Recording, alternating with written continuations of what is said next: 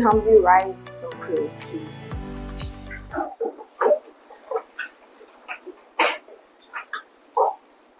Dear God Almighty, we gather today with gratitude and purpose. We thank you for this opportunity to come together, inspire one another, and share ideas. Bless our decisions, discussions, and actions. May our work benefit Ghana and beyond. In Jesus' name we pray. Amen. Amen. Thank you very much. May have your seat.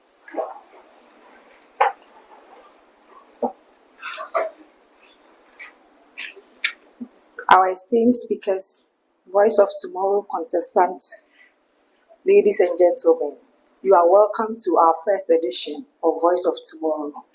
This is where industry leaders and young entrepreneurs like you come together and shape the future. Before I continue, I would call Mrs. Rosemary Osaigofo to come and officially welcome us.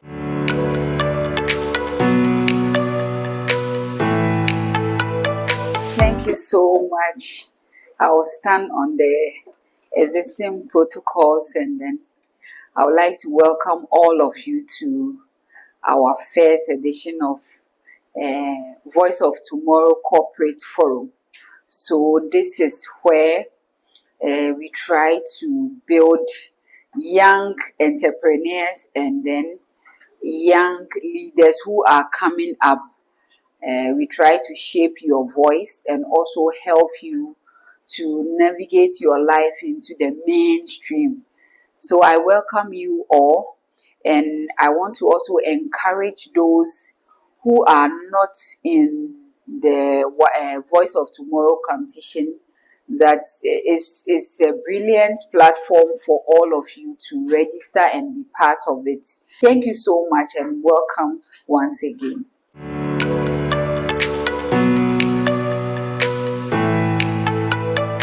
So at this point, I'm going to invite the contestants to give us a brief speech.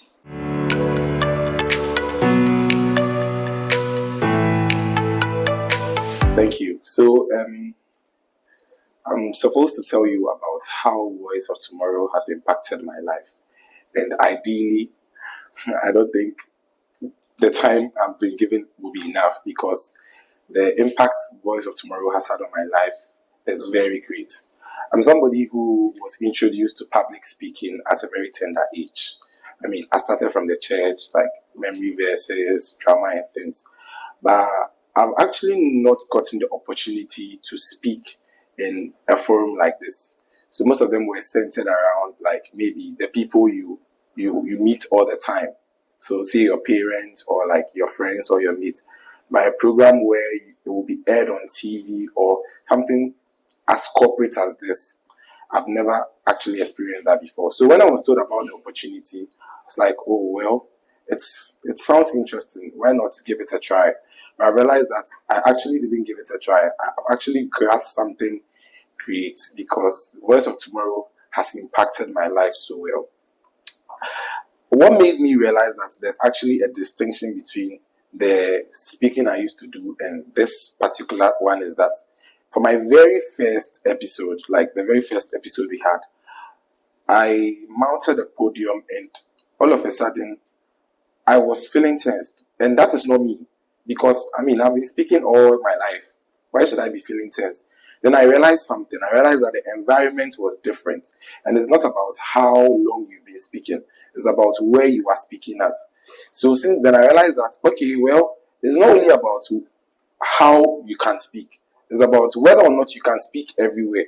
So if this is an opportunity for me to learn how to speak in a corporate environment, then I'll do justice to it. So I really took the opportunity and I've been serious with it. And I mean, it has really helped me. Plus the corporate ethics that Madam Rosemary has been teaching us are things that even though I thought I knew, I don't know. There are so many things that I've learned from Voice of Tomorrow, and I'm very glad about like having this opportunity. Thank you.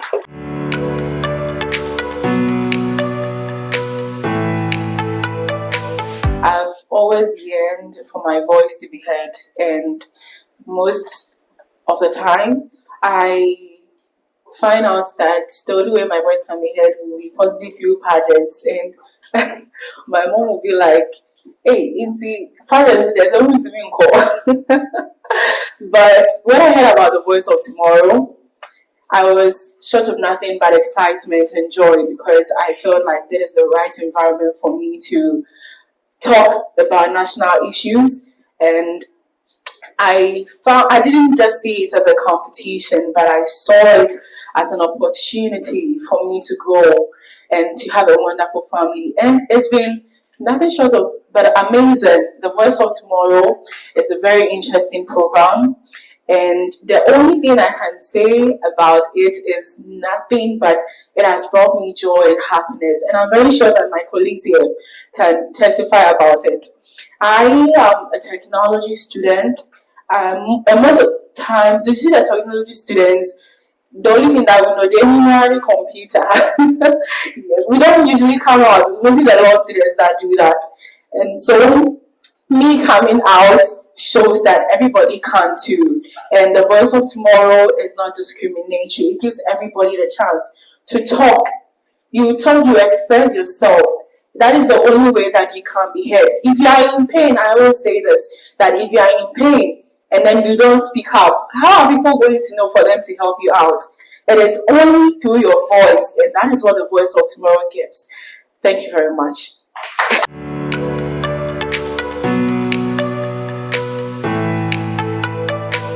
Good afternoon, ladies and gentlemen. I am Abudu Mary Ayaba.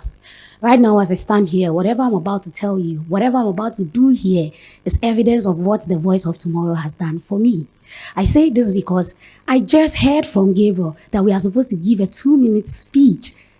It was said earlier, but I didn't see it. And a 2-minute speech, I'm the third speaker.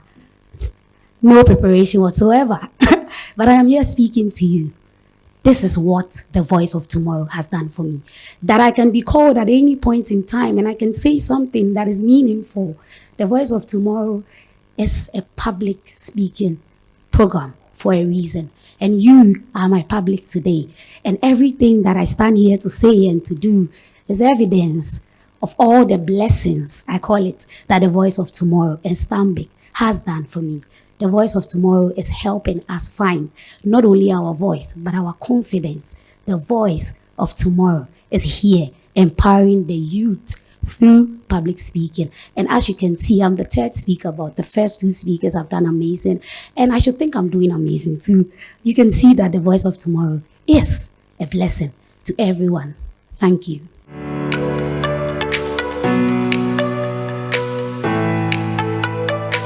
Good afternoon, ladies and gentlemen. I am Emmanuel Kufia PhD, popularly known as Berima Bakope. You see, back in St. Augustine's College, I was a debater. I won several debates and championships for St. Augustine's College. Notable amongst them was a national research and PowerPoint presentation organized by the All Nations University College, Efidrasi Koforidua. But then I came to university and there were no such opportunities for me to put the skills that I earned back in St. Augustine's College to use. And as someone who champions the rights of women and children, one of the tools that I would need is public speaking to portray and talk about the challenges that women and children who live in rural areas face.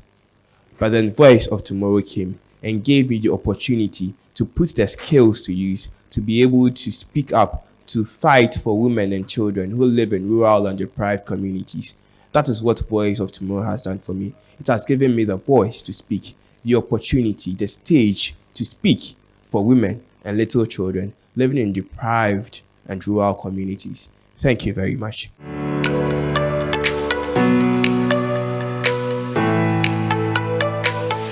I'm Rabiat Al-Hassan, a student of the University of Professional Studies, and I stand here today to talk about the impact Voice of Tomorrow has had on me. At first, I couldn't even stand in front of people to express myself. I can't even present in class or even raise my hands to ask any question or even answer questions in class. But Because of Voice of Tomorrow, I'm able to talk in front of people and they are empowering me to overcome my stage fright. All I can say is, without Voice of Tomorrow, I wouldn't be here today, expressing myself in front of you all here.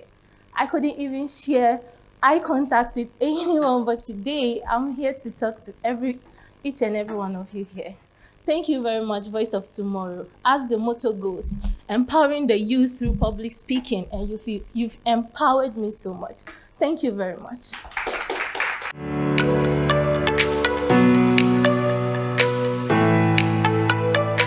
My name is Jamila Ahmed Canton, a graduate from the University of Cape Coast, and today I'm here to tell you why I joined Voice of Tomorrow.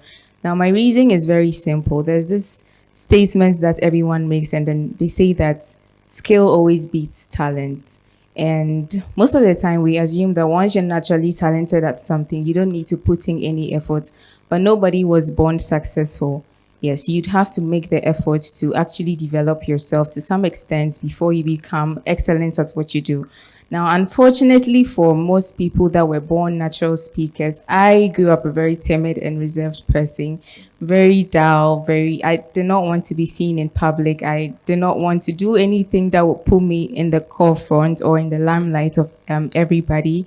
But when I got into the university, fortunately for me, I met a mentor that saw my potential in public speaking and then started taking interest in me actually developing myself to become a good speaker by pushing me to take up leadership roles in school, taking part in public speaking challenges and all of that.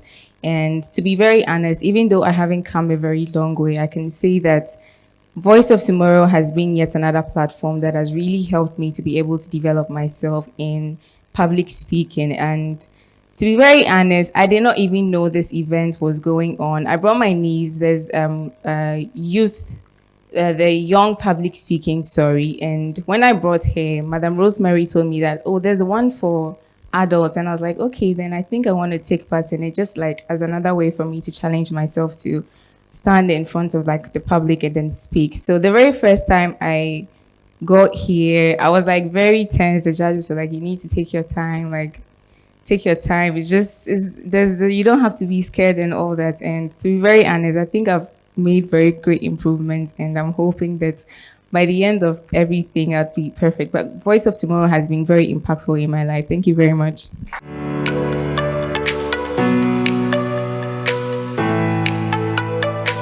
Hello everyone, my name is Elsie Free. Um, this was me before I joined Voice of Tomorrow. I would stand in front of the public and I wouldn't even be able to speak. I would laugh and maybe cry at some point, but now I'm able to talk to everyone here, and that's a big deal for me. I am a content creator, and I'm able to talk in front of the camera, that camera, this camera, but to talk to people is a very big difficulty for me. But the Voice of Tomorrow has taught me that I should not be scared. My fear is not valid. To talk to people is to talk to yourself. And I feel like it has really helped me. It has really given me the opportunity to speak out, to be able to learn things for myself, and to be able to know how to speak to people as well. So thank you, Voice of Tomorrow. Thank you, everyone, for being here.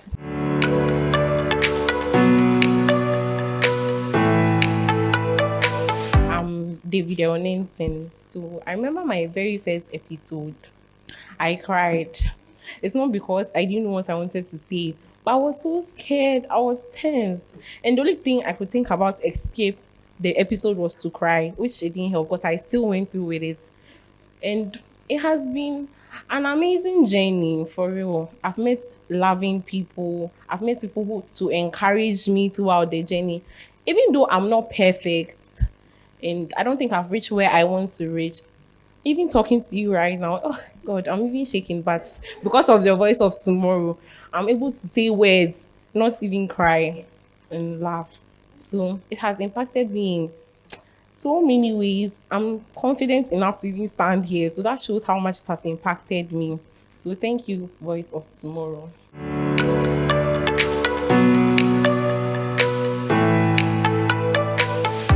Good day, everyone. My name is Rashida Mohammed, an accounting student from the University of Professional Studies, Accra. And I joined Voice of Tomorrow because I was tired of making fear get the better of me. So I joined to overcome my stage fright, faith that's facing my fears, and grow my confidence and prepare myself for the world ahead, the world where my voice needs to be heard. And Voice of Tomorrow has honestly changed me. I've met amazing people and I'm able to express myself more confidently now. And yeah, Voice of Tomorrow also taught me that for growth to be achieved, you need to learn to step out of your comfort zone, even though it will obviously feel uncomfortable in the beginning, but you need to go for it. And thank you for listening.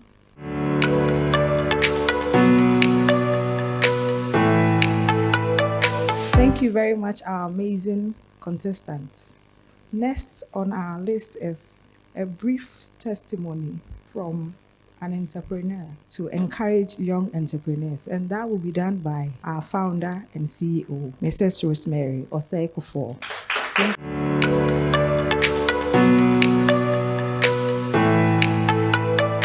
Thank you so much. Once again, I'll stand here and I'm coming to give a testimony. So, where do I start? Where do I end it?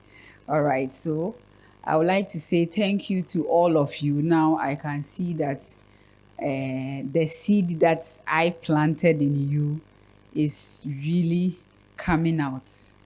And I give God the glory for that. So, my name is Rosemary Osei-Kufuor, and I am a young girl or a young lady with 3 children, and then a police officer, a pharmacist. So this is how I started. I gave birth my first child, and then there was a lot of chaos in my office. As in, I've joined police fresh recruits.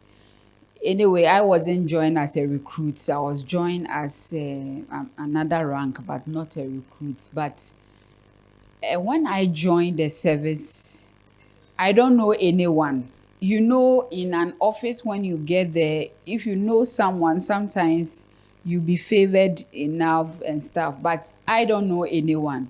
I'm just a normal person who has joined the police service. And as a young lady who has married, you definitely give birth. I got pregnant and I have to be given 6 months. So the first year that I joined, I didn't go on leave because I've got married. So I know definitely I'll get pregnant and then I can get some leaves. So I didn't go on a leave. I wanted to accumulate my leaves. And when I delivered, I had another colleague in my office whose wife also delivered at the same day. We all delivered at the same day. And when I sent my leave letter, my boss told me that I cannot get 6 months leave because my colleague, whose wife is not a police officer, said that in her office they give them 3 months. But me, a police officer, that I am entitled for my accumulated leave, I should go for 3 months. Because I don't know anybody who would defend me. And I have joined the service, so I don't know much of the regulation, the SI and stuff. So I just accepted it like that. And this is where the whole thing started. So at the age of 3 months, I have to send my daughter to school. So I took her to school, and infection upon infection from one way to another. Today I'll be in 37, the next day I'll be in police hospital, the next day I'll be in another hospital. So I will be jumping from hospitals to hospital labs. By then I was staying at Spentest, so Dampon, I'll go to Dampon, then police hospital, then 37. So these were my areas. My daughter's file or folder was just like this because all the time there's an infection. Today, when we are done with the treatment, the next day I'll send the child to school because Here is the case, a young lady, my parents are no more. It's only my mother-in-law who is around, and my mother-in-law is also a matron in a school. So, I mean, naturally, or the way situation is, she cannot come. So sometimes I'll get advice on phone, I'll watch YouTube to do certain things and stuff. So one day I was just going through my phone, and then I saw Montessori. Back in Kumasi, where I come from, there's no Montessori. I mean, we have preparatory school and international school. Somebody will put Montessori, but it's not Montessori, it's just the school. It's school, just the normal school. But Montessori, as in Montessori, it's sensorial materials and hands-on materials. It was when I was scrolling on my phone and I came across a school in Singapore, and they were enrolling people on a Montessori training. When I saw it, I was like, Montessori, what is Montessori? Anyway, it sounds nice. And they were teaching children how to, and when they do that, when I watch the small videos, I want to use it on my child. So when I try it, then it works. It works all the time, it works. So I said, oh, this is nice. This Montessori, I have to really search on it. So I decided to look around and see where Montessoris are. So in it, on a Spintex Road, when you are coming, if you use the main road, you see some schools there. So I went to, I think it's Cradle to something Cradle, Montessori. So I went there and then I want to, so please, I want to enroll my daughter and stuff. And then they started telling me more of the, so I got so much interested in the Montessori thing. And then I enrolled myself in the Montessori school in Singapore online. And they taught me so much. They taught me a lot. So after the whole thing, I got my certificates, and then I told them that I want to start the Montessori school. So they gave me some criteria that I have to go through in Ghana, so that Ghana will certify me, and then I'll get. And here comes Ghana. Ghana doesn't have anything to offer, like you have to be certified. If you want to start a school, you just start the school, then social welfare will come. So when I go to the social, I'll ask them, do you need Montessori certificate? So it's like all the things that I was learning, they don't require it here. So that equipped me so much. And then from that, I said I'll start a school. And here is the case, I have only 20,000 Ghana cedis. So that time, 2016, okay, 2016 we're still using. So 20,000 Ghana cedi, and I want to rent a space for the school. So I went to Lashibi, around funeral home. I got the house. And then I told by faith I was going. 20,000 cannot rent. So I went there and I told the man that I like the house. I'm using it for a school. But now I don't have the money. This is what I have. I have 20,000 Ghana cedis. Take it, give me 3 months, I'll pay. So I went there and the man took the money, not knowing that the man, he owned someone and he want to sort that person out, and then later he will come for me, giddy giddy, for his money. And then that time, because of the troubles and other stuff that I've gone through, I have built myself, and anyone who really want to come to my space and try to cheat me, I won't let you be. Not because of the police. I mean, when you meet me outside, you will not say I'm a police officer, because I don't look like, and I don't wear uniform outside. You only see me wearing uniform inside the hospital. So I'll just deal with you by the law. And then I dealt with the man, and then apparently he wanted to take my money. And I took my money. So when I took my money, life was just throwing us front and back. My husband got another job. We have to move to Achimota. And when we came to Achimota, I still said that, no, I'll open the school. So I got a space. we had 4-bedroom house. And then I said I will use my hall as the Montessori school. So my hall, in fact, when we're looking for the house, my mind was the school, not the house. Because as an entrepreneur, there are 4 things that you need to look for. One is God, number 1. You can't do without him. Either God or Allah or whoever you worship. Number 2 is people who believes in you. Number 3 is money. Money is important. Number 4 is your goal or your dream. I have these weapons on me. Why do I have to sit down? So I just use my 20,000. I went there that time. The 20,000 still I was having. I've not increased it all. When I went there, in the police service, you have access to a lot of loans. So I was told that I can take a loan for this. I said, no, I want to start with what I have. So we got the house, and the hall was just like when we divide here into 2. And the 3-bedroom, I use it for our own private house. And then the hall, I use it for a Montessori school. I set up, every day, when I go to a school, I will just go to the school and ask, I want to enroll my child. Then I'll be searching for things. Then I'll come and do it. When you go to Google Image, every day I was there. I'll go and see something and come and do it and go and print it and put it down. So when the new academic year started, I've gotten everything that I need to.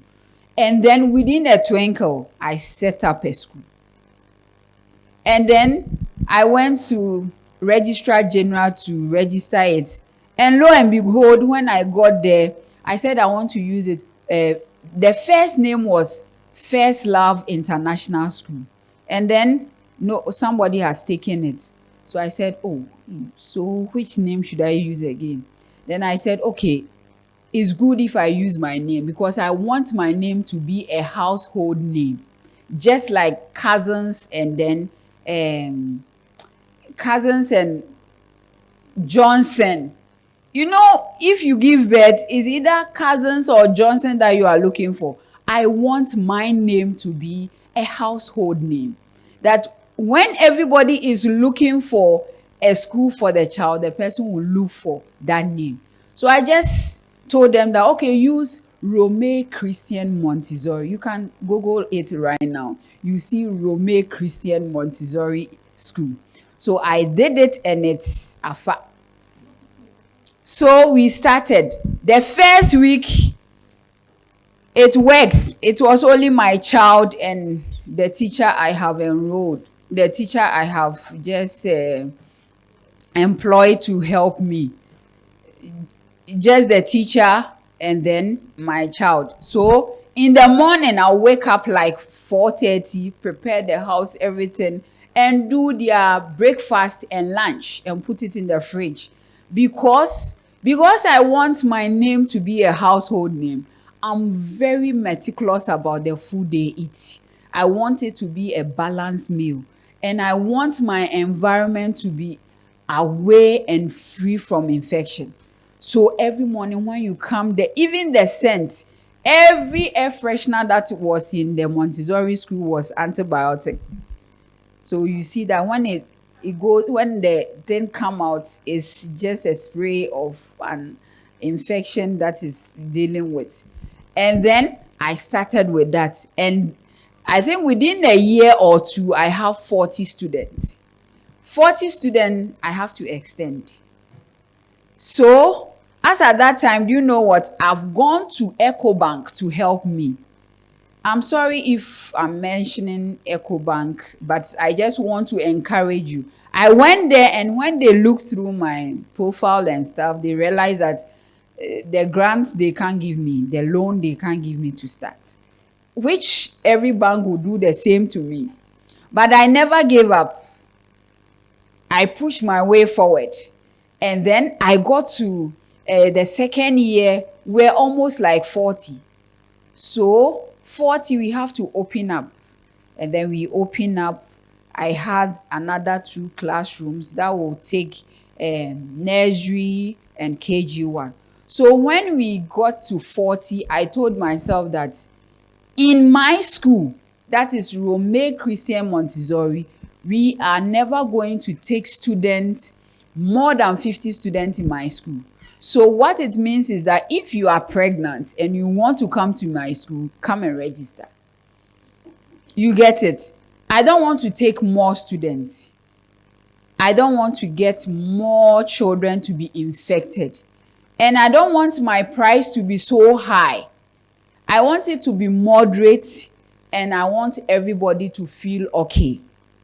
So remember, as I was doing all these things, my mind is that I want to get money. I want to fulfill my goal. I have a big dream to accomplish. You get it? So whilst I was doing this, these are my aim. But you see, as an entrepreneur, because I have these 4 goals, I was never looking at the money aspect of it. But you see this entrepreneurial spirit that comes in you when you are doing something. You don't think about the profit. You do the work, but you later when you sit down, you realize that maboka, the spirit and everything is gone, but maboka.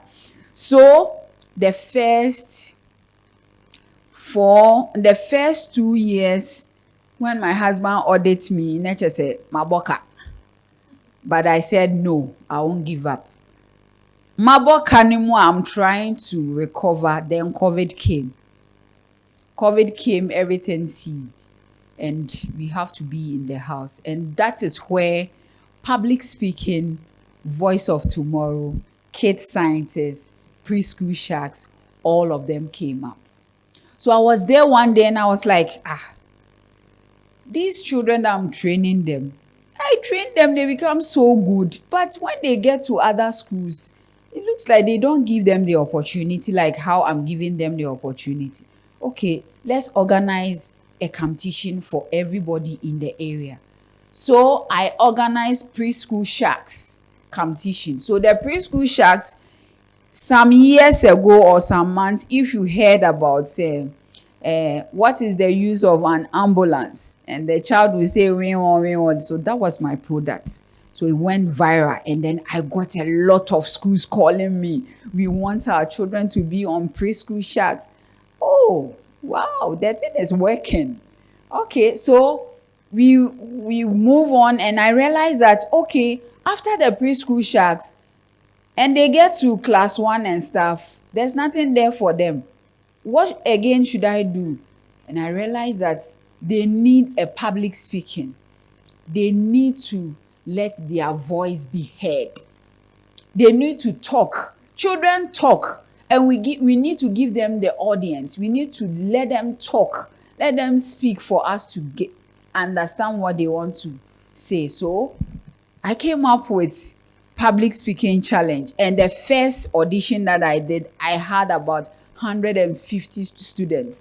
I did it at Rising Sun Domi, and when we got there, myself, I was amazed at this small thing that I said. It looks like you guys have taken it personal and you are coming plenty. So I got so emotional about it. If you evict every child, then I get emotional about it.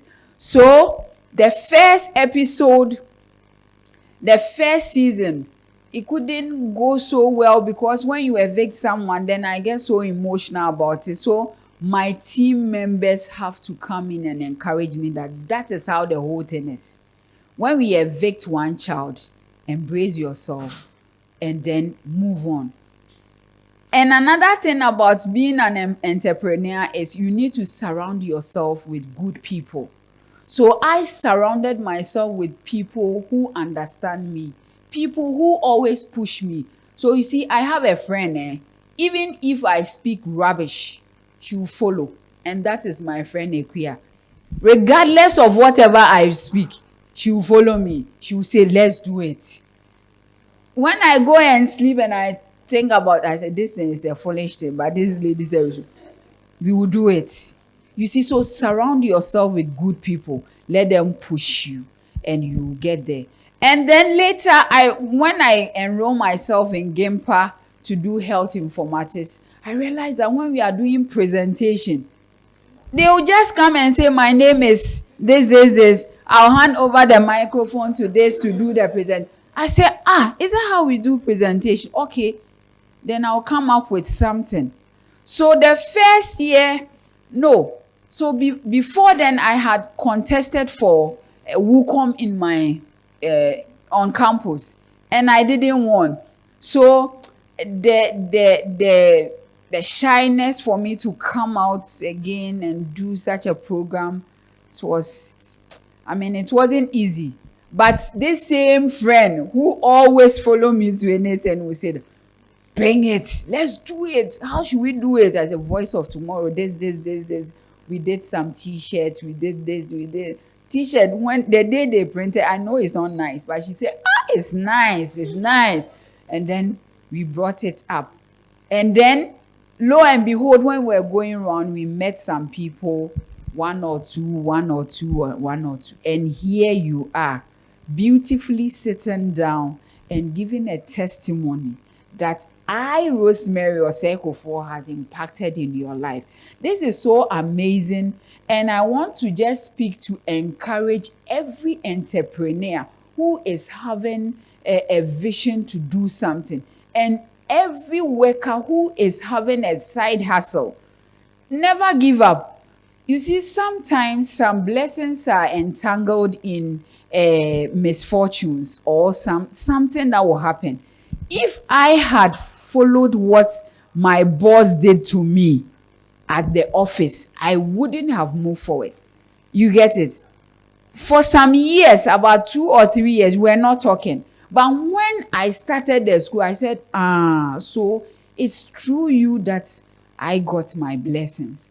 I need to just forget about everything. After all, you punished me, but I had a school. Now, if I want to go on pension, I go on pension with my chest out because I have a stumbling block that I can stand on. If I don't have anything, I have you people that I have impacted. One day you will remember me that Rosemary did this to me. And thank you so much. I believe I have said a lot and it's going to be a blessing to everybody. All right, so that was me in the first version. Now we move to the second version. My name is Rosemary Osei. This is Voice of Tomorrow Corporate Forum, and I warmly welcome you to our first edition. I would like to introduce you to our panel of judges and then panel for discussion today. Today, we are going to talk about ourselves. We are going to talk about how we can access Stanbic Youth Banking to help us, and then how we can also deal with branding and stuff. How can we go with more ethics in our corporate world? And we are going to deal with that. I expect you to ask more questions relating to your courses, question relating to finance, question relating to branding. All right, so I think I will mention their names and then their positions. When they come, they will also just mention more things about them. All right, so on the first list, I have Nana Sewa Bossman. She is the youth banking manager at Stanbic. Please, let's do.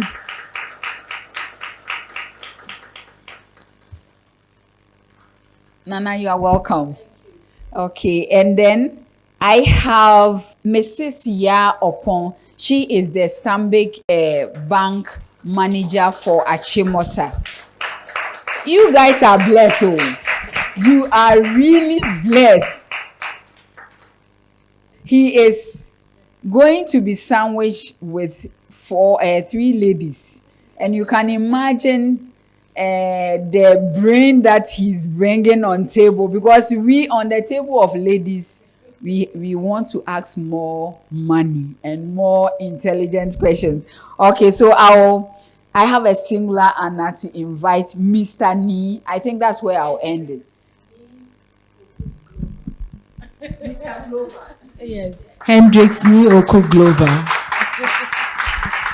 He is the digital manager for Stanbic. Let's give it up to him.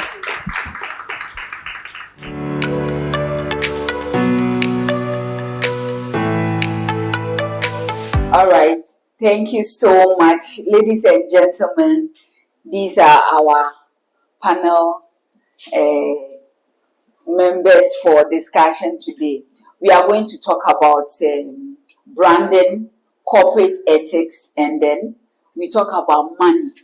I know a lot of you have questions on money. It's money, money, money, money, money. Now today, you need to bring the money on table. All right. So I'll start with we say ladies first, but this one, because he's the only man among us, he has to bring the money on table. Oh, ladies, what do you think? Yes, yes, yes. Okay, so I'll start with you, Mr. Glover. So when we talk about branding as in corporate or personal branding, what does it mean to you? Thank you. So I'll start by saying that branding is an identity. If you think of a country like America, if someone mentions America, something comes to mind. If someone mentions someone like Kofi Annan, something comes to mind. If someone mentions someone like our current president, John Mahama, something comes to mind. Everybody has an identity. Every country has an identity, and every corporate institution has an identity. So does every individual. So your identity, the perception that people have of you, if you think about Stanbic Bank, if you hear the name Stanbic Bank, there's something that comes to your mind. It is your perception of Stanbic. And it is also it is how Stanbic Bank has positioned itself for you to perceive the organization. I hope you're understanding me. So it is your identity that has come about as a result of how you have positioned yourself. There's a saying that dress the way you want to be addressed. So you see an individual, and by the way the person looks, you get a perception because the person has positioned him or herself in your mind to be identified in a certain way. So the person, that's the person's brand. That's the person's unique brand. So, like I said, it is your positioning and how you are identified. If you're an organization, how you have sought to be identified. If you're an individual, is how you have sought to be identified. So, like I said, identity and positioning is what I would say is branding. Okay. Yeah. So I'll go to Mrs. Yaopun. When we talk about corporate ethics, what does it really mean? Or what does it stand for? Okay, so thank you very much and good afternoon to everybody. Okay, so corporate ethics, it's literally morals governing an organization or an entity. So it's the moral fabric that governs or rules the whole organization. So ethics mainly is the currency of that organization, and it also borders on integrity. So really without integrity you cannot be ethical. And if you are morally bankrupt, you can't also the ethical. My colleague here spoke about branding and identity. You can build a brand, but without ethics, without integrity, you run it down. So ethics, it's very important, and usually it's embedded in the values of an organization, of the company, and everything. It encompasses the whole strategy of an organization, and that is what makes the organization work. Without ethics, you are not going anywhere. Thank you so much. So without it, it's just like your dress. Without it, I mean, when you get outside, we will be laughing at you. So it has to be part of you.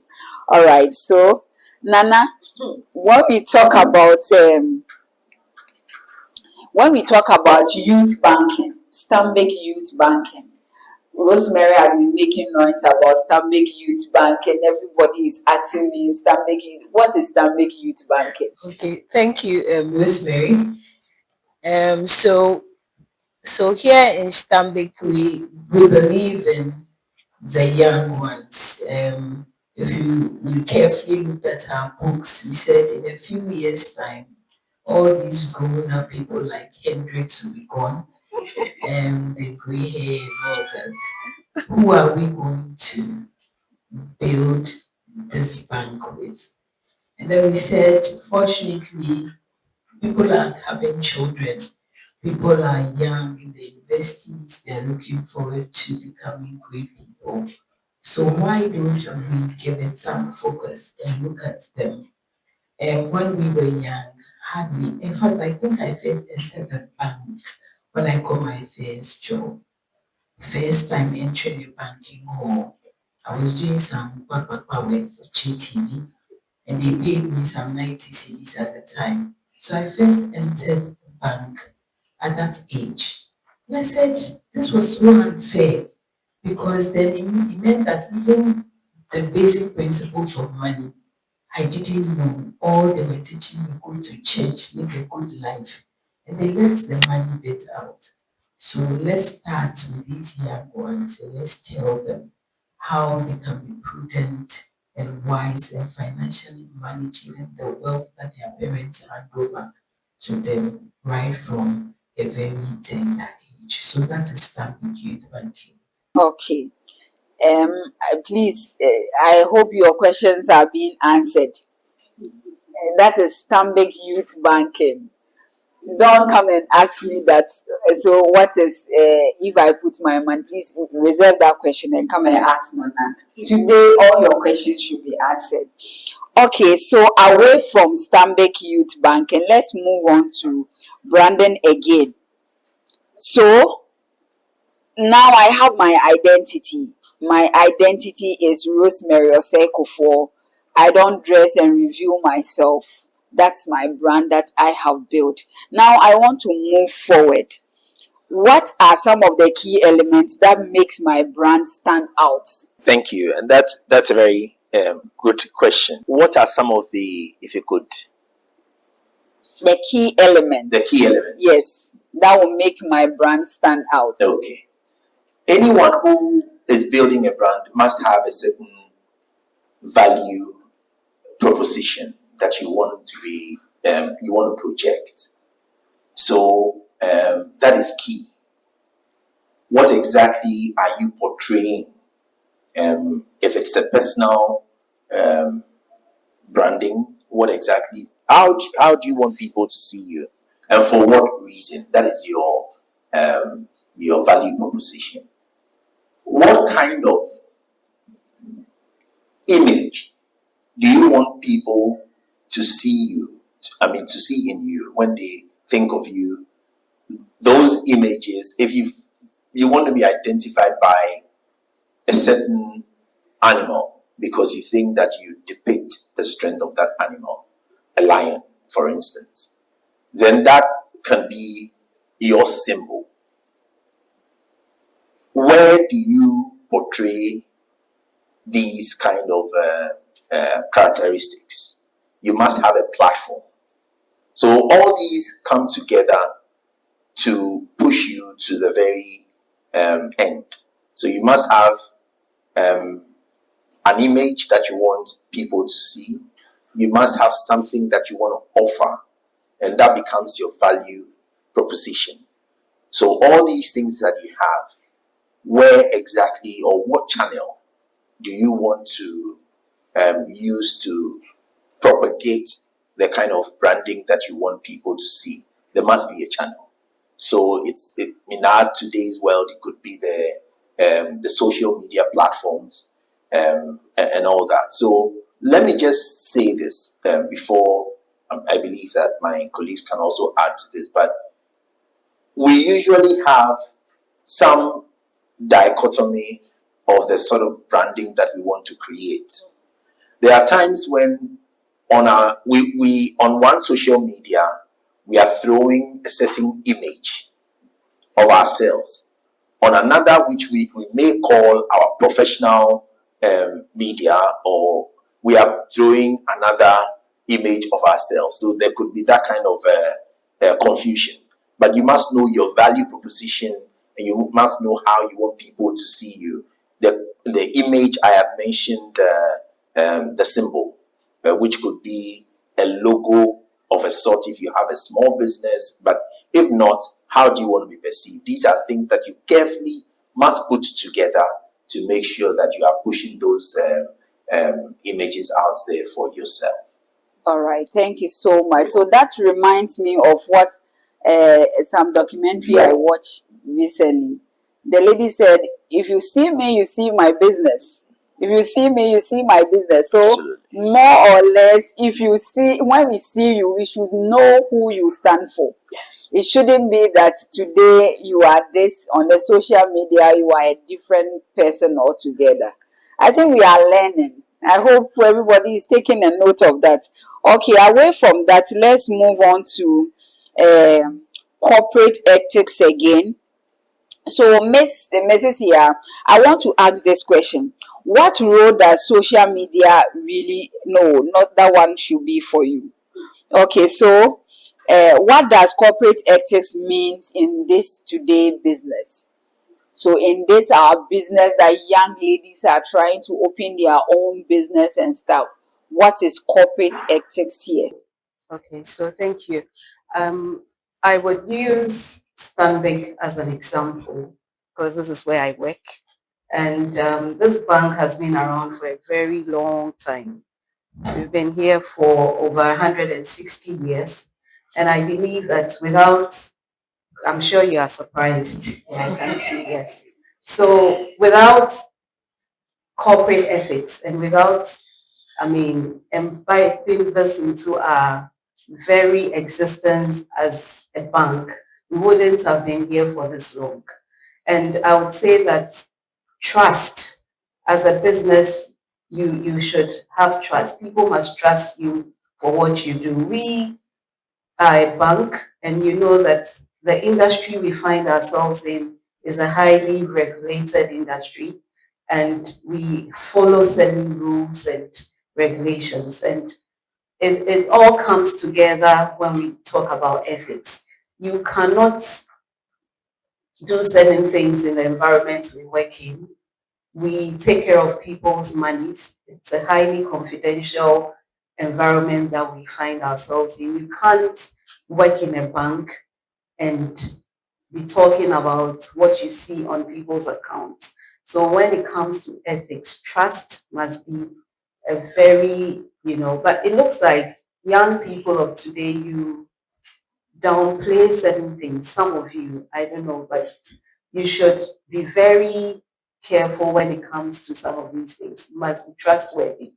And that is one of the ethical principles that you must live with. That is why certain businesses have been around for so long without being ethical. You must have high ethical standards, and trust is one of them. All right, thank you so much. So it shouldn't be that on social media you are selling a nice wig which you said is grade 1, and when you deliver is grade 38.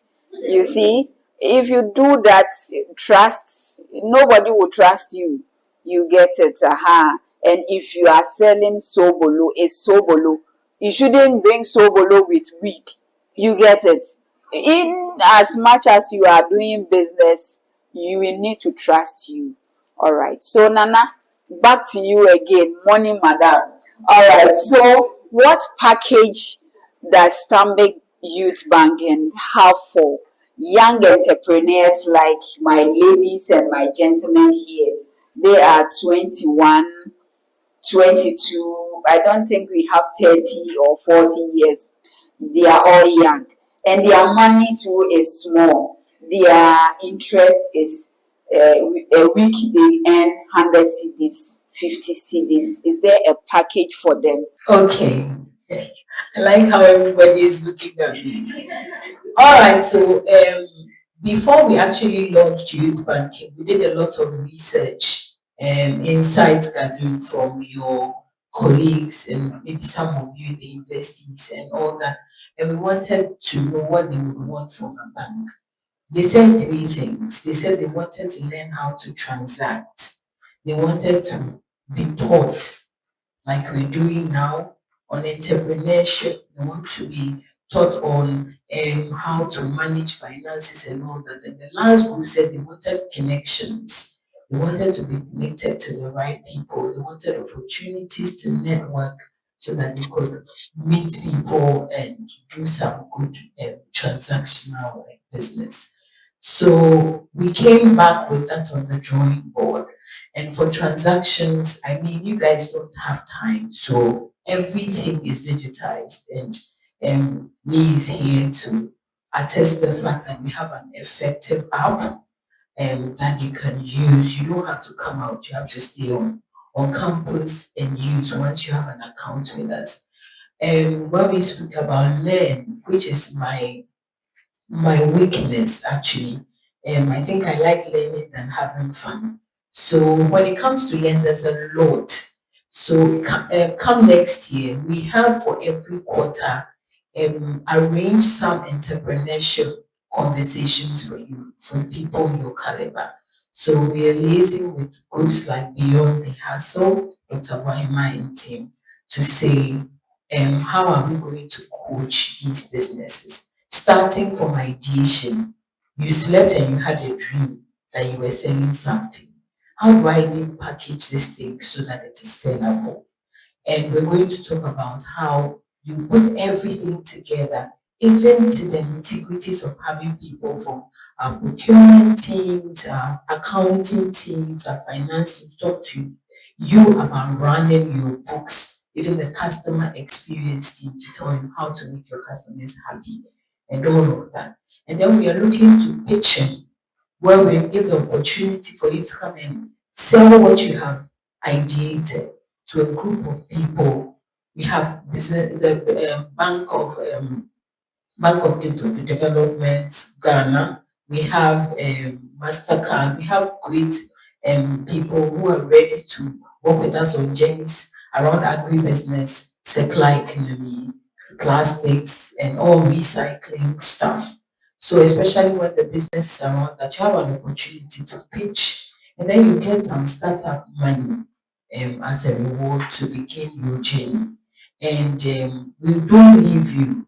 There's a coaching plan to ensure that you finally are able to open an account with our small and medium enterprises team, where they can now assess your book and say you are consistent, and so we'll be able to give you a loan of this amount to run the business. So youth banking starts with you, but we leave you into the rest of the different departments within the bank where you will do well as young people. So in terms of learning, we also have collaborating with Learning Tree and Foundation to do some of these things, voice of tomorrow, young public speaking, and all of that to ensure that you are the best on the market when all is said and done. So we have lots of learning stuff. Then in terms of connecting, I don't know whether most of you know that we are at Beehive every Friday night at the nightclub.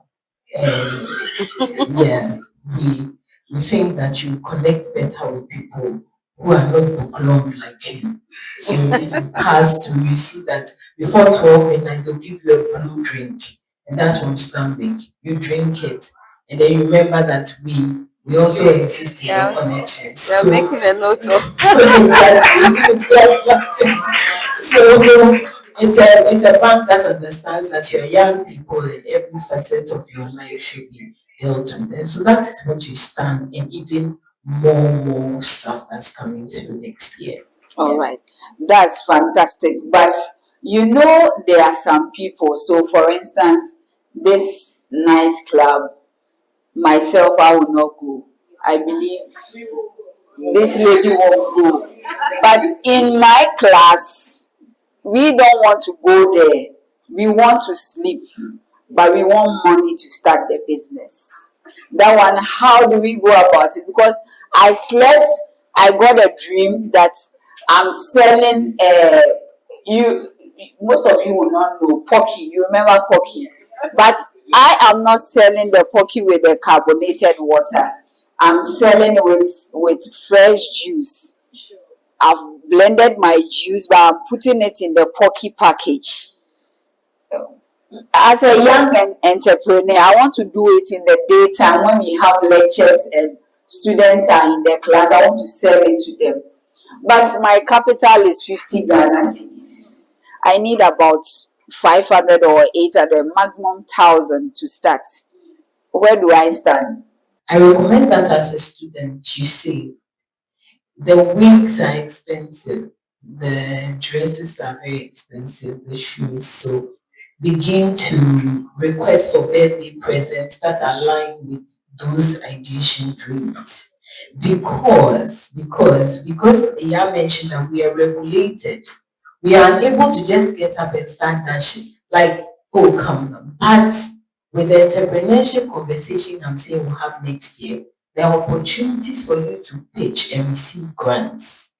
The bank itself will come to say we can support 10 people with this small amount of money to start, and we walk the journey with you. But to give you a loan at this time, no, you have to save. You have to learn how to get your bulk just a little. Then when you start and everybody says, wow, this is it, you see that people will now start running after you. I'll be the first person to say, oh, SME, please, this person deserves to be looked at. So, Rosemary, we don't have money to give to somebody who's dreaming of Pocky. But for a fair balance, those of us who cannot go to Beehive went to Team Eternity's conference, gospel concert, and Stanbic sponsored, and we were there. So there's a fair balance. When you go, you can find somebody that you just be talking to, like a queer to you, who will buy into the business and say, I believe in it, even before it comes to it. That's the connection that the bank has made for you.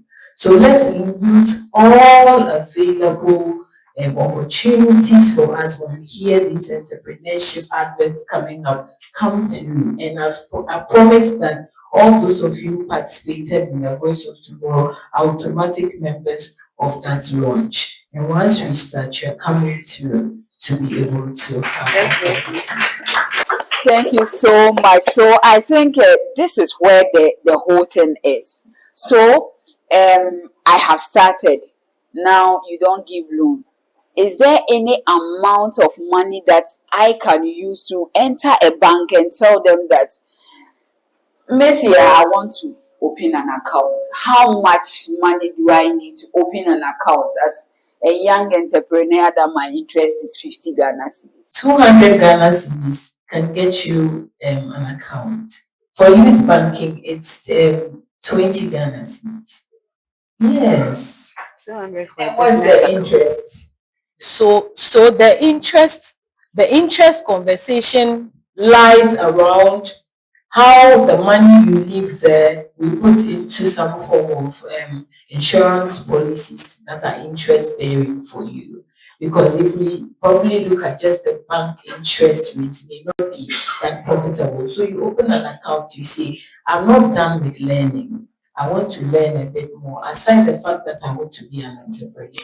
So we lock you up into a plan insurance, for example, and that's like minor amounts of money being debited monthly, 50 cedis 100 CDs, 200 CDs, 80 CDs, and that money is what you will keep on adding interest for you, and you're able to, for the first year, you're able to redeem. Second, third to 8 years for that period, you're also able to redeem anytime you need that money. So we think beyond what the bank can even offer you and liaise with other components to say how much. We also have our sales team, our Stanbic Investment Management Services, and they also have some very good interest rates, and your money can go there and it works for you.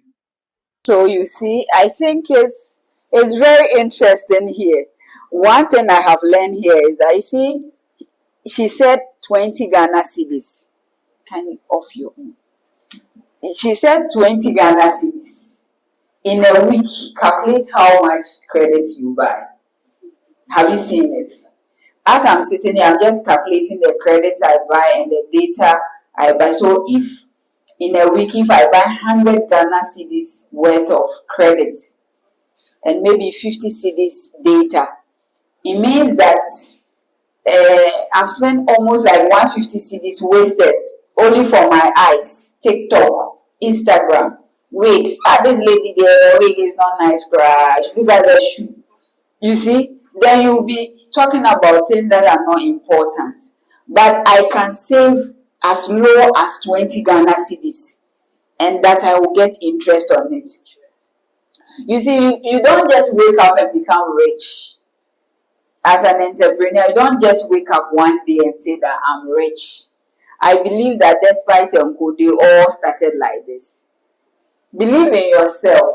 Start small. 20 Ghana cedis is small money to you, but it's big money in 2 years' time. Away from that, Mr. Ni. Can I stay on? Yes, that yes. It's such an important point that we don't have to run away from. It's a difficult conversation. When you asked her, she says we don't have money to give to you. Someone who is dreaming. Your dream belongs to you. Nobody, until the seed is sown and it germinates, nobody can identify what kind of fruit would come out of it. The dream is yours. If you believe in your own dream and you are using an iPhone 16, for instance, that cost you about 8,000 or 10,000 or whatever. Sell it. Yes, you believe in your dream.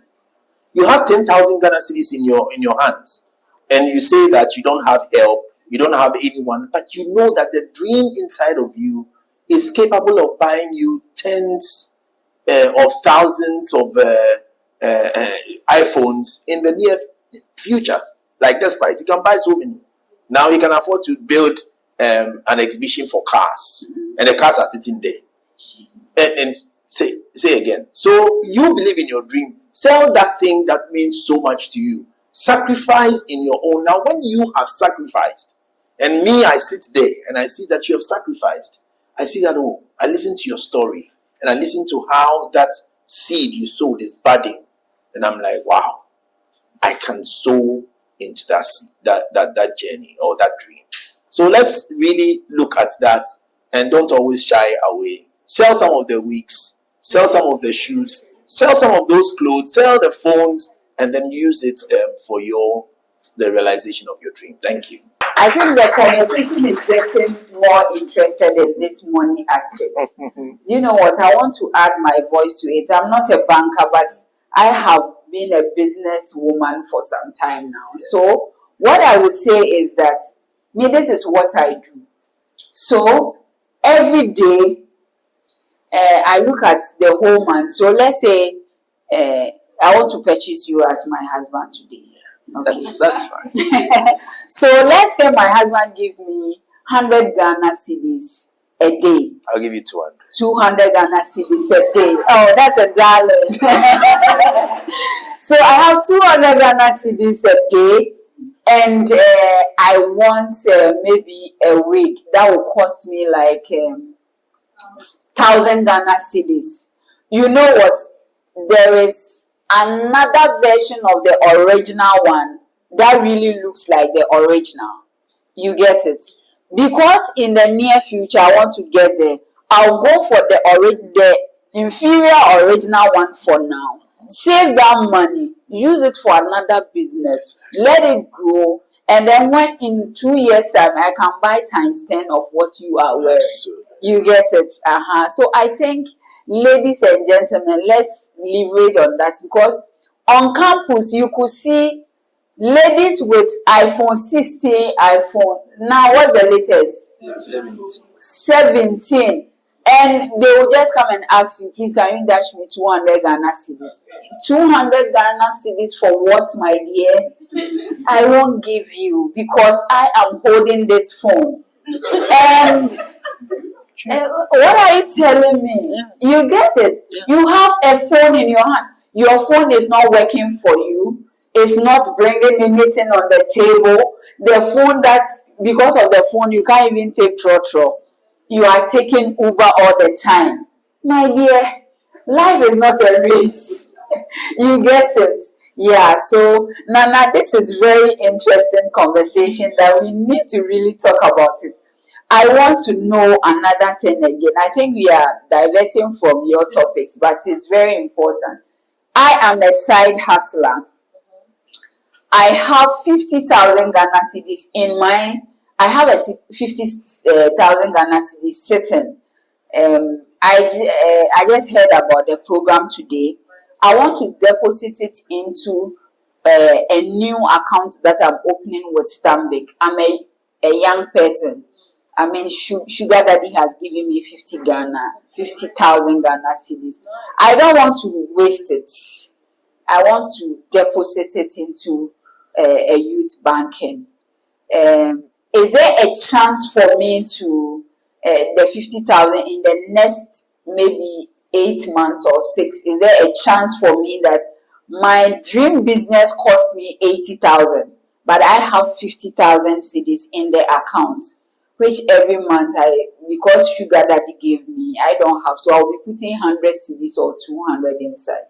Is there a chance for me in the 8 months time for me to get a loan or something to start my 80,000 business? Thank you, Miss Mary. So, in the conversation of loans, there are some things we look at before you can actually give out a loan.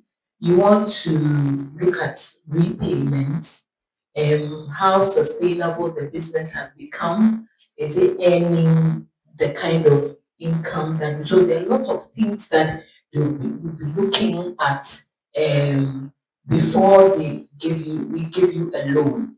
So what I'll do with your 50,000 is to take you to Sims, for example, and sit down and have a conversation to say, we intend to make an extra 30,000 on this money in the next 8 months. Which of your products will you advise we do?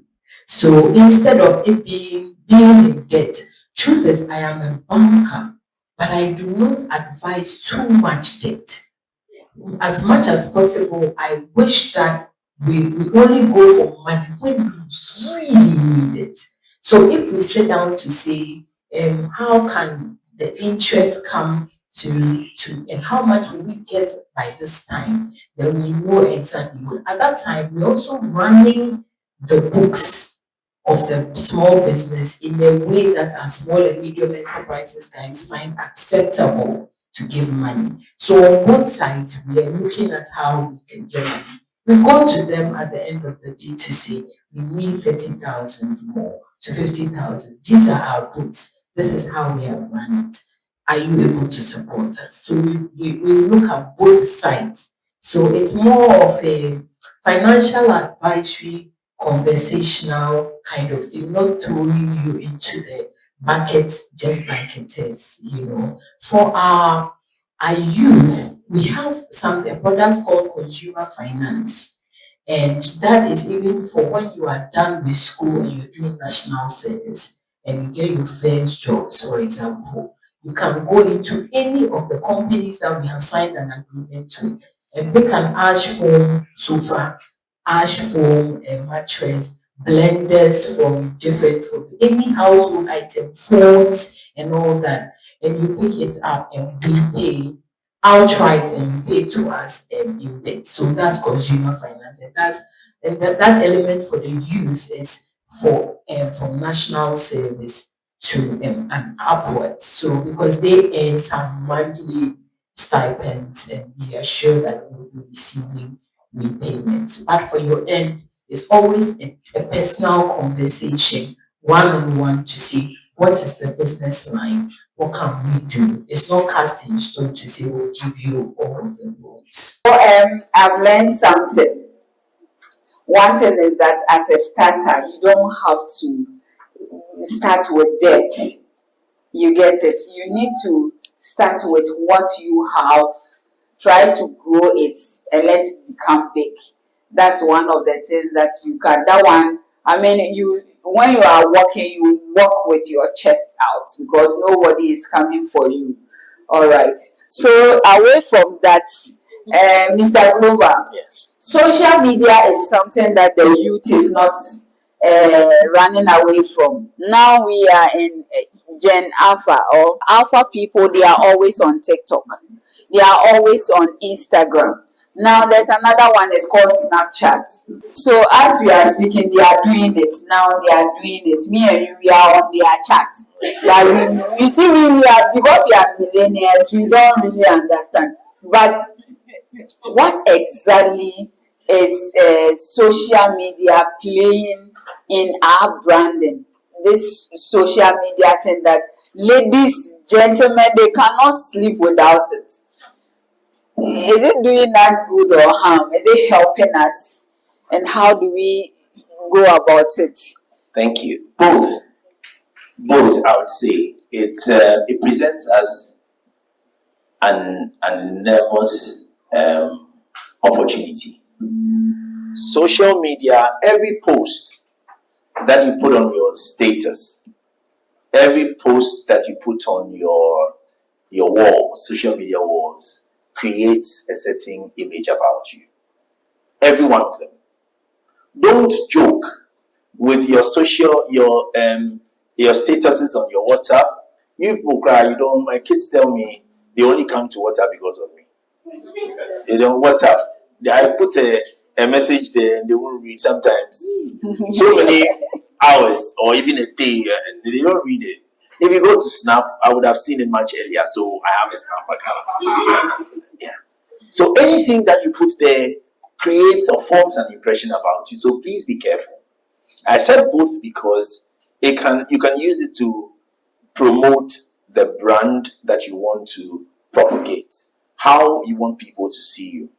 And then you can also use it to tarnish your own branding or image. So it's like a two-edged sword. Yes. Having said that, a friend actually told me that anything you sell, I'll buy. I said, how? She says that I associate you with quality. And I'm like, say yes. You've done this and that and that, and I see them on your statuses. And I have patronized some other stuff from you. And with the way I definitely know that anything I get from you is quality. And this is after the person has been seeing me for months and years. So don't take it for granted the impact of social media in the kind of brand that you want to build for yourself. It's like the internet. Don't take it for granted. And be careful what you put out there. So last week, there was an argument about a lady's age on social media, a prominent person in Ghana. And then someone made a comment, and I said, really, the person made a comment to the effect that the lady is very young, but she looks very old. And I said, really? Then a lawyer friend sent me a message and said,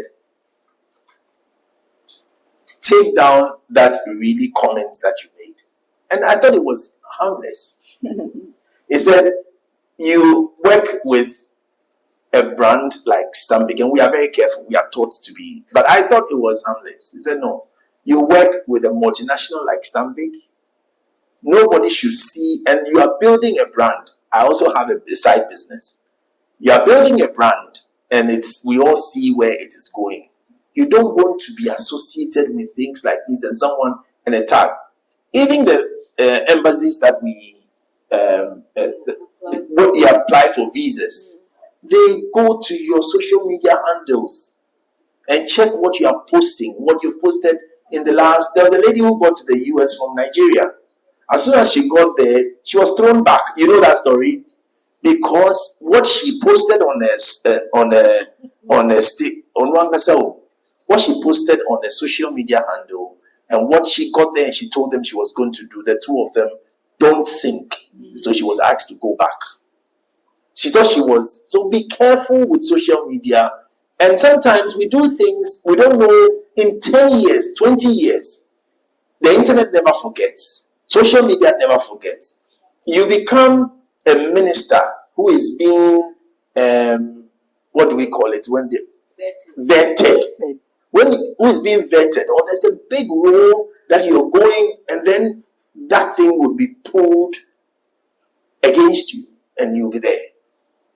So please be careful what we post. If you want to build a very professional brand, and this is how you want people to see you, please, in the eyes of the media, social media, and whatever, please try and keep reinforcing that brand, because the internet is and the social media can be like a two-edged sword. That I can get very excited, and I want to write things and I want to see things, but I got accountability partners, people who I have given access to see my statuses and all of that.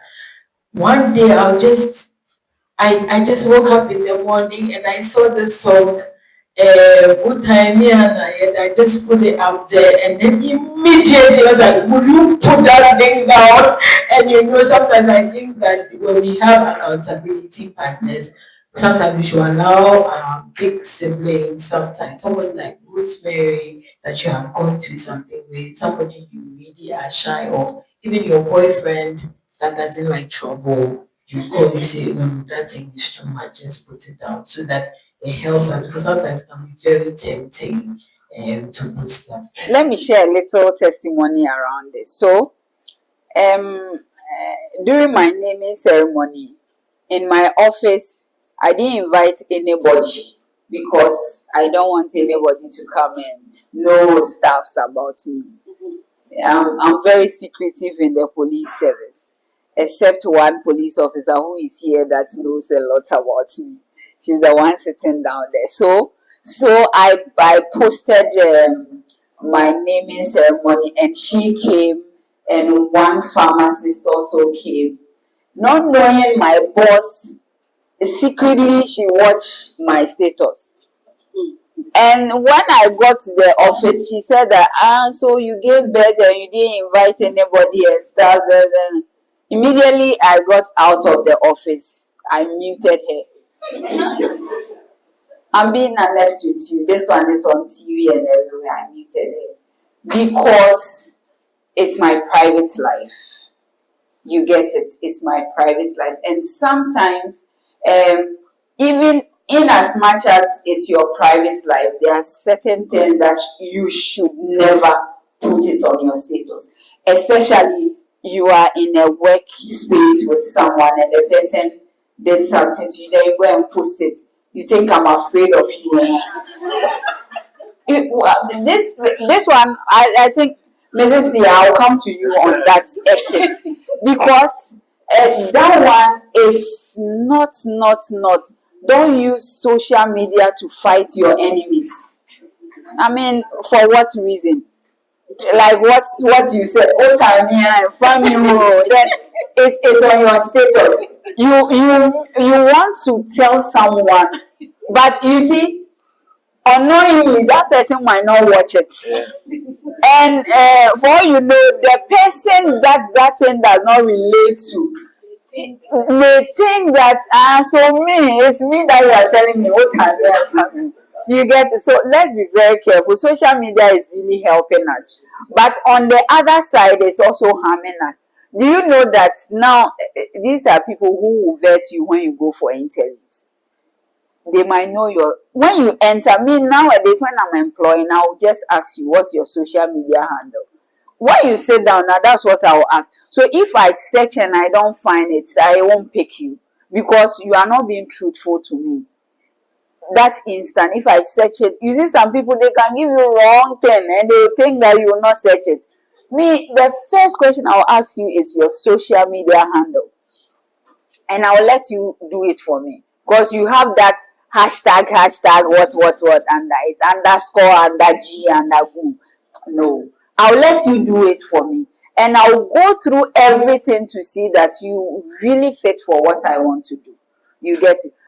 It will surprise you that all of you, all the contestants, I know all your social media handles and I follow all of you. I know everything about you. You get it? So, in as much as you want to be a social media person, you are alpha A, alpha B, and you want to show yourself that you are there, you need to be very careful on that. Okay, so, madam, this comes to you. So, you see, the alpha A and alpha B, they want to cut corners and just bypass things and then become more something on the corporate world. Like they are there, but they want to show you that you are millennial. You don't know what's up. So I mean, you don't know. I can blue tick this woman. I can mute her. She can't see. Is there cut corners there? So there are do's and don'ts of corporate ethics. There are certain things you can do and certain things you cannot do. So, for instance, as the youth coming into the working environments in our space, I'll talk from the banking point of view because that's where I find myself. There are so many things you cannot do when you work with us. For instance, when you work in an organization like Stambik, we have a social media policy, and we do take exams on it. You need to know what the policy stands for, and there are certain things you can't do. You cannot post certain things on your social media handles, and that's a no-no. And it's also, I told you, ethics is all about trust.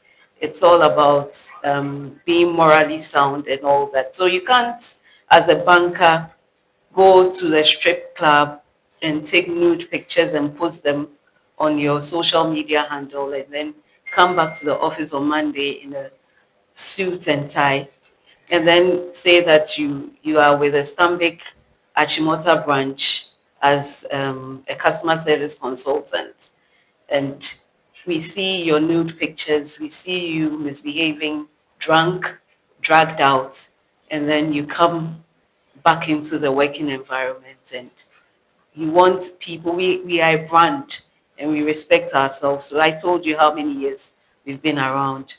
And some of these things are frowned upon. You cannot, under no circumstance, work in our space and have such a duplicitous lifestyle. Again, we deal with clients and they need to trust us with the business that they do. You cannot go out there and divulge information about a client to a third party. A third party is, even a wife can be is a third party. A sister or a brother is a third party. So you can't come to the house and tell people that, oh, you have this client and the number of zeros after his the account balance and what he does and all that. The likes of ABSA, which Barclays, which is now ABSA Standard Chartered Stanbic, we've been around for so long because of some of these things. The customers trust us with their business, and they know that nothing of theirs would go out if it comes to us. So when I think with the youth, there's this youthful exuberance. Sometimes you overdo things, and you need to check yourselves when you are in the working environment. There are certain things you can't do as a staff of an organization. You must be guided.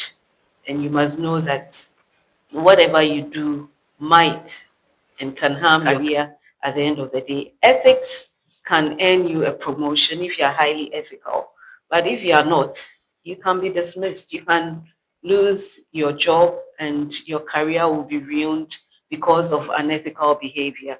So you have to be very careful when you get into the working environment. Wherever you find yourself, you must be guided by high ethical standards, as I spoke to you about.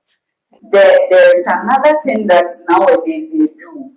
You see, they can be called maybe Mr. Clover. He's the one working on the corporate field, but he will not use his real name.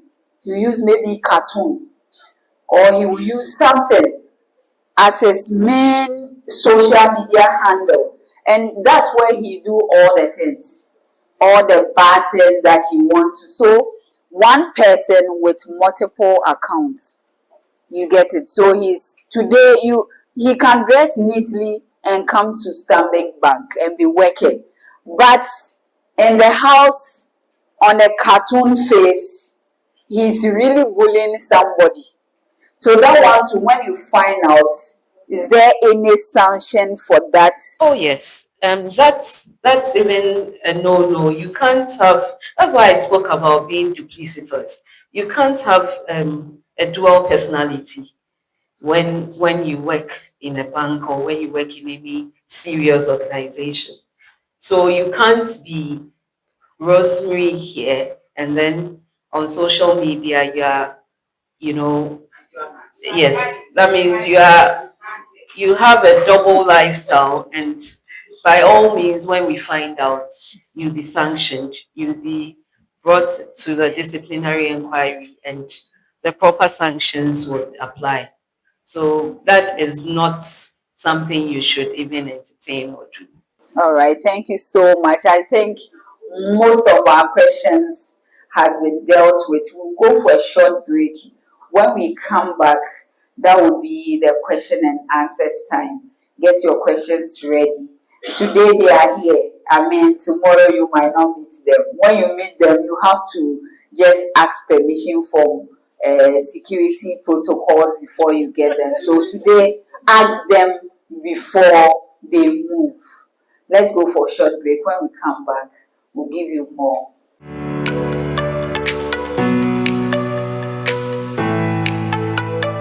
Want to ask still a question about loans, right?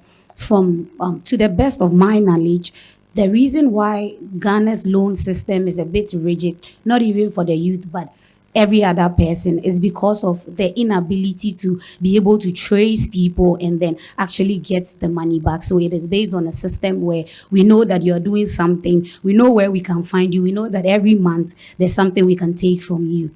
But right now, as youths, and we can all attest to the fact that you may have a certain business idea that you need way more than the little that you can get from your savings or any other thing, right? Is the bank looking at moving forward, maybe one day in the future, creating its own mechanisms such that you can give loans to youths that do not have jobs or whatever for now? However, if you give the loans to them, they would be able to pay back based on a certain system the bank has built to be able to track them and then get the money back. Is there any plan whatsoever like that in the future for us? Truth is, I don't want to lie. We had another set of insights where young people, like you said, they didn't want loans. But I think maybe now that you have raised it, I'll call you into a focus group discussion with some other young people so that we look at how in the future it's just not really even about just the address systems, because if you have a company, you probably will have a place or a location where we will come and look at, yeah, but it's more about repayments, how the business is doing and all of that. So we have a date for a focus group discussion. I'll bring other people in so that we can kill this. Nana had already mentioned some grants and some funding for startups. And she had mentioned that every now and then we have company organizations like MasterCard, and others who come. So you should always prepare your value proposition so that you can pitch whatever ideas you have very well. And those ones are not loans, they are grants. They give you, listening to what you have to offer, they give you those amounts of money. They will just track you to make sure that you are doing what you said you were going to do with the money. So those are the areas that you really need to focus at the moment. And I believe that when there's an opportunity, like you said, there would be some of you who come on board.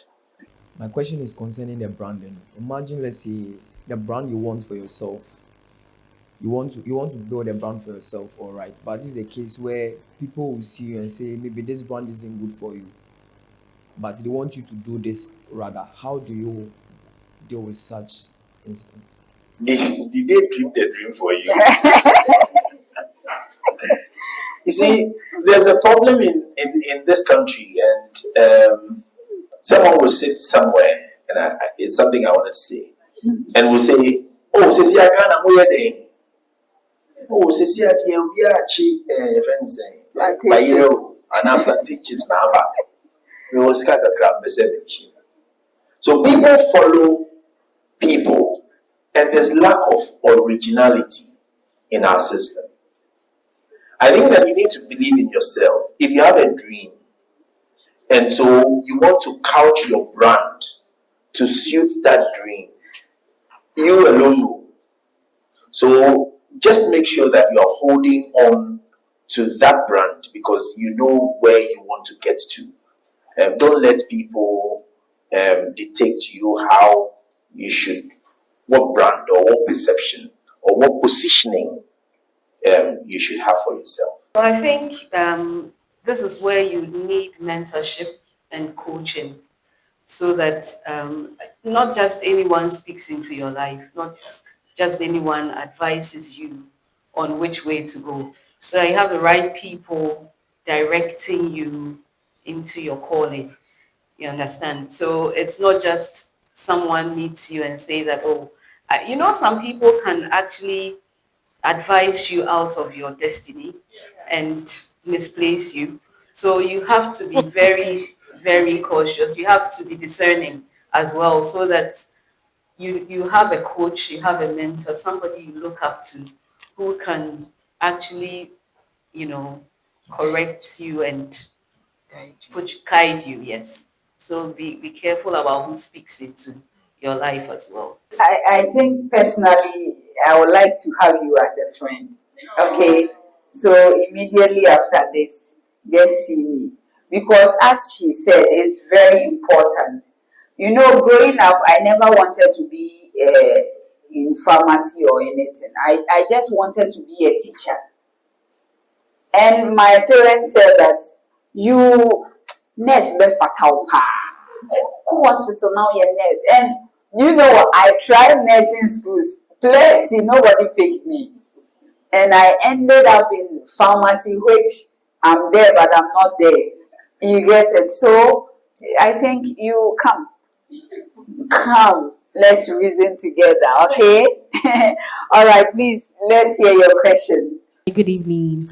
So my name is Mabel Obin, a graduate student at the University of Professional Studies, Accra. I'm currently running a real estate company. I recently started, and I signed on enterprise banking with Stanbic Bank. So I recently started. I haven't been in the country for some time, so I recently came, and I decided to come for this program purposely for today to ask this question. So I would like to ask whether also I can also be on the youth support or like coaching in terms of the financial aspect too. Yeah, thank you. Yes, you can. Come, if your sin is just dark like a dark room, Stanbic is ready to accept.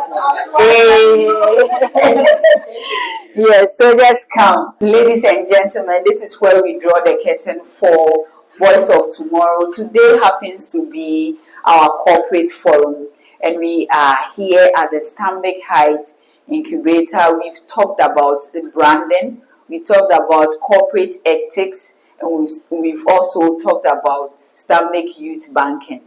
I guess you have a lot of ideas, a lot of things that you want to put up. Stanbic is the bank for you, and they are sponsoring the Voice of Tomorrow. See you next week on our next program. Bye bye.